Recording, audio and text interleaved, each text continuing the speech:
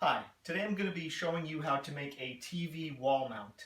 Now behind here I have a 2x4, one running straight down this way, one running straight down this way. I'm going to be referring to that as the 2x4 in the video.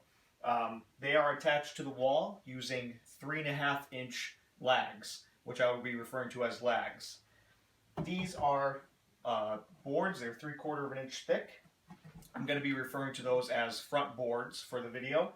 And these are 2-inch lags with washers, but I'm going to be referring to those as screws, just so we don't get confused with the ones holding the 2x4s on the wall. So front boards, screws, 2x4s, and 3.5-inch lags. I'm not going to be showing you today how to mount the TV or the sound bar because your application is going to be slightly different than mine. And I'm also not going to be showing you how to do any wiring for the lights. Now if you imagine for a second that this is the 2x4, this is the 4 inches this way, the 2 inches this way, it's going to be mounted like this up against the wall, not like this. And if you would imagine that this is the front board here, they're going to be mounted like that, with another 2x4 being over here. So you have the two 2x4s, just like that, and then the front board's mounted just like that. Now as you can see here, we have the TV and the boards. Behind it is a 2x4 mounted flush up against the wall, and then you have the board mounted to that, the front board. As you can see here, the boards also don't go all the way to the ceiling or all the way to the floor, so it's floating a little bit. Also, the 2x4s do not go all the way to the floor. They're mounted a little bit higher and the front boards overlap them. So the 2x4s and the front boards do not go all the way to the floor, and the 2x4s stop a little bit shy, and the front boards overlap them. And it's the same thing up on top. Depending on the size of your TV, you have to decide what size board you want. So for me, I have a 47-inch wide TV, so I wanted about 5 inches of wood showing on each side, so I have 57-inch boards. Shown is a list of all the measurements, which will be explained in greater detail throughout the video.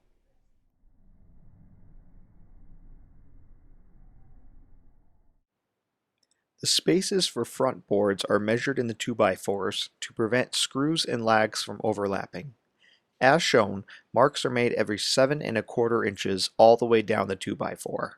The first mark on the top is only made at 5¼ inches to allow the 2 inches the front board will overlap the 2x4 at the top and the bottom.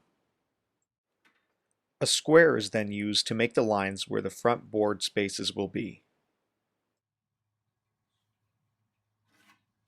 Now, the TV mount for my TV is 28 inches wide, so it fits right in between here. This is about 30 inches here. Then I took a jig to decide where I'm going to drill my holes, because I have the 2x4s behind there. I made it so you could just line it up on the edge. You take a hole punch or a screwdriver, you mark your holes, you take it out, you drill your holes, you go right to the next one, you punch it in there, you drill your holes. Placing the cardboard jig on the 2x4, make marks where the front boards will be screwed in as spots to avoid when drilling holes for the lags.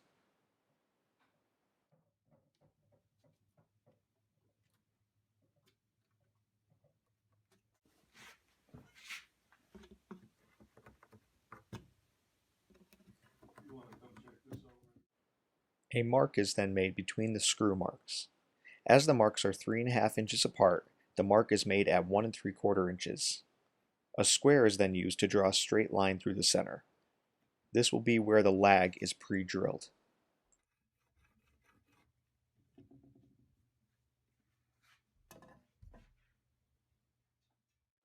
Using a square, an opposite perpendicular mark is made through the center of the board at 1¾ inches. This is done because a 2x4 is actually 3.5 inches wide. We used 5 lags into the wall studs for each 2x4. Spacing will be slightly different for each lag due to front board length. The top and the bottom lags are placed in between the front board screws. The center 3 lags are roughly 22 inches apart. always placed in between the screws to prevent overlapping of screws and lags. Once you have all your marks for lags, find the center point at 1 3/4 inches and use a counterpunch.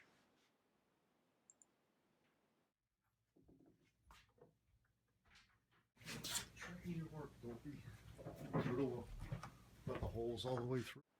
Because some 2x4s have warping, you can use a string to make sure all points are in a straight line. This is done so that the lags will line up with the studs in the wall, which you will not be able to see through the sheetrock. To do this, line the string up with the top and bottom points and check that all the center ones line up.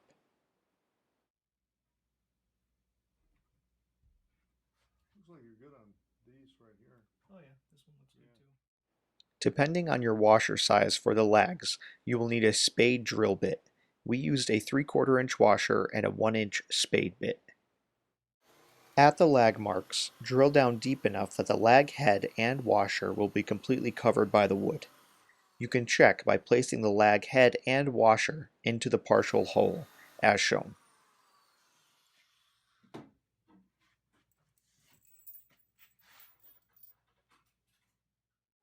Repeat the process at all 5 lag marks.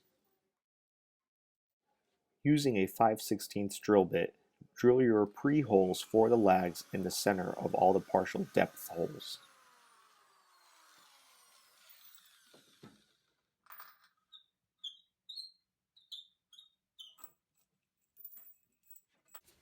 Now for the holes in the front boards, you want enough that you can go through and it's not going to split them when you're drilling in the screws are technically lags, but at the same time you want to have a little bit of a bite, so we used a 3/16 drill bit on all of the front boards.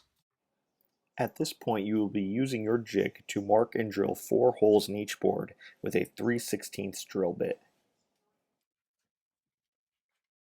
The screws are in exactly 12.5 inches from each side. The front boards are 7 1/4 inches in length. The spacing for screws are 1 7/8 inches from each side, or at 1 7/8 inches and 5 3/8 from the bottom. This is done so, when lined up with other boards, each screw is roughly 3.5 inches apart.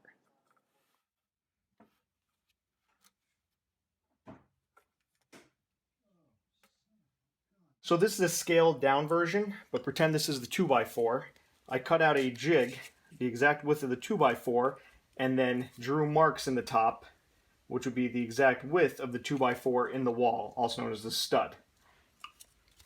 So I would take a stud finder, and it tells me where the corners of the stud are in the wall. So you would go, it would beep, you'd make your mark for one, then you'd come on the other side, it would beep, so you know you're at the corner of the other side. So you know this space in here is the stud in the wall. You would take your jig, you'd line it up with those holes, and then you'd make a line down one side and a line down the other. Those two lines right there coincide with the 2x4 that you're mounting to the wall. You just line it up with those two lines, so you know when you screw your lags in, your 3.5 inch lags, you're going to be in the center of the stud in the wall. Using a stud finder, locate the studs in the wall and mark the edges of the studs. You will be placing the lags as close to center as possible, so accurate locations are key. Using the cardboard jig, mark the location where the 2x4 will be placed. Place the 2x4 between the marks and, using a 3/16 drill bit, drill into the wall through the pre-drilled hole. Then, place the lag in the hole and screw in, using a wrench to hand tighten.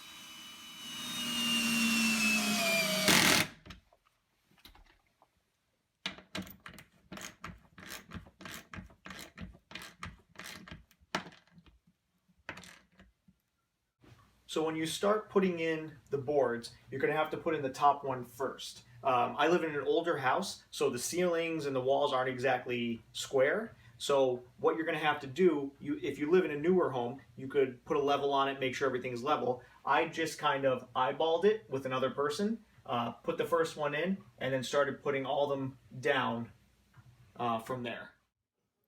A TV mount was pre-drilled and placed on 2 of the boards as shown. Details will not be given in this video, as mounting instructions will differ based on your TV. Follow the instructions as if you were mounting to a wall.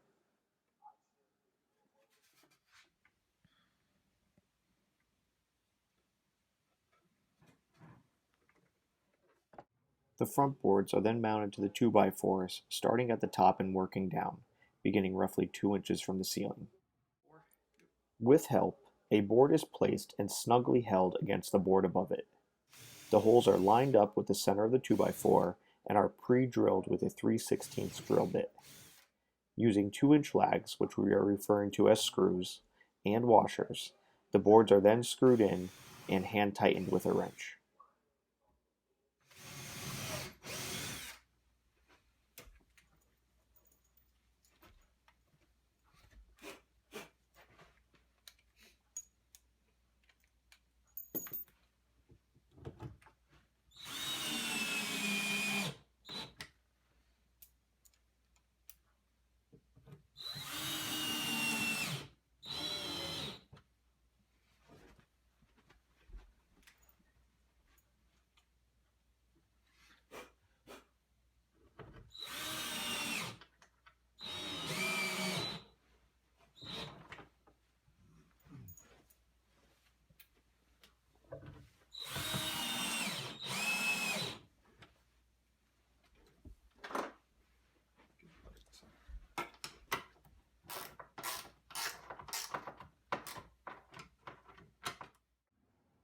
Before finishing the bottom boards, make sure all wires are run.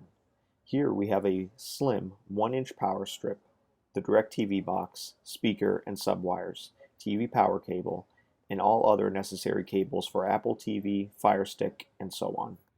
As you can see here, we have a speaker bar, and all we do is have it mounted with screws. We have everything connected nice and tight. It just fits right on there. Nice and snug. We have everything coming out of there and connected to it. And then the wires to the sub are run down, behind, and connected to the sub.